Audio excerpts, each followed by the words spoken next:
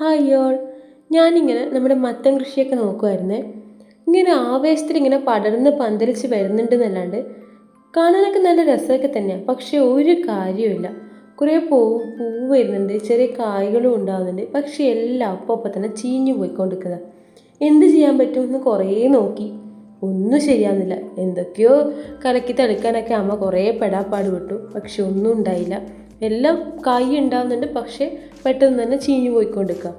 കായ് കിട്ടിയില്ലെങ്കിൽ വേണ്ട പോട്ടേന്ന് വെച്ചിട്ട് ഞങ്ങളിതാ ഇപ്പോൾ ഇതിൻ്റെ തളിരിലയൊക്കെ പറിച്ചിട്ടെടുക്കലാണ്. ആ ഇല വെറുതെ കളയണ്ടല്ലോ, നല്ല ഫ്രഷ് സാധനമല്ലേ. ഇതിപ്പോൾ ഈ പരുവത്തിലെടുത്താൽ നല്ല ഒന്നാം തരം വറവുണ്ടാക്കാം. കായ്ക്ക് പകരം നമുക്കിപ്പോൾ ഈ ഇല കൊണ്ട് അഡ്ജസ്റ്റ് ചെയ്യാം.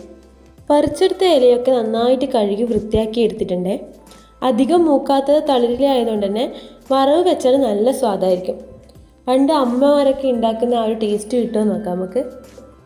ഇലയൊക്കെ നല്ലോണം കഴുകിയിട്ട് ഒന്ന് മുറിച്ചെടുക്കുന്നുണ്ട്. ചീരക്കൊക്കെ അരിയുന്ന പോലെ ഇലയൊക്കെ നന്നായിട്ട് മുറിച്ചെടുത്തിട്ടുണ്ട്. അതിലേക്ക് പച്ചമുളകും ഉള്ളിയും മുറിച്ചിടുന്നുണ്ട്. ഇനി ഇതിൻ്റെ അകത്തേക്ക് കുറച്ച് മഞ്ഞൾപ്പൊടിയും ഉപ്പും കൂടിയിട്ട് നന്നായിട്ടൊന്ന് മിക്സ് ചെയ്ത് വെക്കാം കേട്ടോ. ഇതിനി കുറച്ച് തേങ്ങ ആവശ്യമാണ്. അപ്പോൾ അതിനു വേണ്ടി കുറച്ച് തേങ്ങയും പൊട്ടിച്ച് ചിരകി വെച്ചിട്ടുണ്ട്. തേങ്ങ വെള്ളമൊക്കെ ഇഷ്ടമില്ലാത്ത കുട്ടികളുണ്ടാവുമോ? ഞങ്ങളൊക്കെ പണ്ട് തേങ്ങ പൊട്ടിക്കുന്ന ഒച്ച കേൾക്കുമ്പോൾ തന്നെ ഗ്ലാസ്സൊക്കെ എടുത്ത് ഓടി പോകാറുണ്ടേ. ഇപ്പോൾ എൻ്റെ മോക്കാണെങ്കിൽ തേങ്ങ വെള്ളം ഇഷ്ടമല്ല, കരിക്ക് വെള്ളം ഇഷ്ടമല്ല. എന്താല്ലേ, ജനറേഷൻ്റെ പ്രശ്നമായിരിക്കാം. പക്ഷേ എല്ലാവർക്കും എങ്ങനെയാണോ എന്ന് അറിയില്ലേ.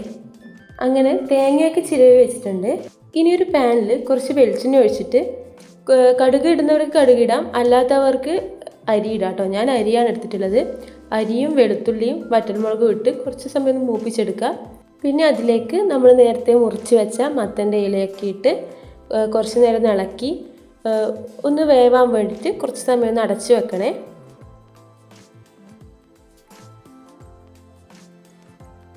കുറച്ച് സമയം കഴിഞ്ഞൊന്ന് വെന്ത് കഴിയുമ്പോൾ നന്നായിട്ടൊന്ന് ഇളക്കി കൊടുത്തതിന് ശേഷം നമ്മൾ നേരത്തെ ചിരകി വെച്ച തേങ്ങ ഉണ്ടല്ലോ, അത് കുറച്ച് ആഡ് ചെയ്ത് ഒന്ന് നന്നായിട്ട് ഇളക്കി കൊടുത്താൽ നമ്മുടെ മത്തൻ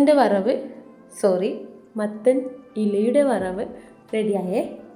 ഇതാ നോക്കിയേ, നമ്മുടെ മത്തൻ ഇല വറവ് റെഡിയായി. മത്തങ്ങ കിട്ടിയില്ലെങ്കിലും ഈ തളിരില കിട്ടിയല്ലോ, അത് മതി. ചൂട് ചോറിൻ്റെ കൂടെ ഇത് കൂട്ടി ഒന്ന് കഴിച്ചു നോക്കണം. അപ്പോൾ എനിക്കിന്ന് ചൂട് ചോറും ഈ മത്തൻ്റെ ഇല വറവും ചെമ്മീൻ കറിയും ചെമ്മീൻ ഫ്രൈയും ആണ് ഉള്ളത്. കേച്ചുവിന് നല്ല ഇഷ്ടമായിട്ടുണ്ട്. അവൾ ഉണ്ടാക്കുമ്പോൾ തന്നെ അതിൽ നിന്ന് വാരി കഴിക്കാൻ പറ്റാത്തതിൻ്റെ സങ്കടം കേട്ടോ ആ കാണുന്നത്. അതിന് വേണ്ടി കുറേ കരഞ്ഞു പിടിച്ചിട്ടുണ്ടായിരുന്നു. അപ്പോൾ അവൾക്ക് ഇഷ്ടമായിട്ടുണ്ട്. അപ്പോൾ എൻ്റെ ഈ കുഞ്ഞു വീഡിയോ ഇഷ്ടമായെങ്കിൽ എല്ലാവരും ലൈക്ക് ചെയ്യുക, സബ്സ്ക്രൈബ് ചെയ്യുക. നിങ്ങൾ സപ്പോർട്ട് ചെയ്യാൻ മറക്കരുതേ. അപ്പോൾ അടുത്ത വീഡിയോ ആയിട്ട് വരുന്നവരെ ബൈ ബൈ.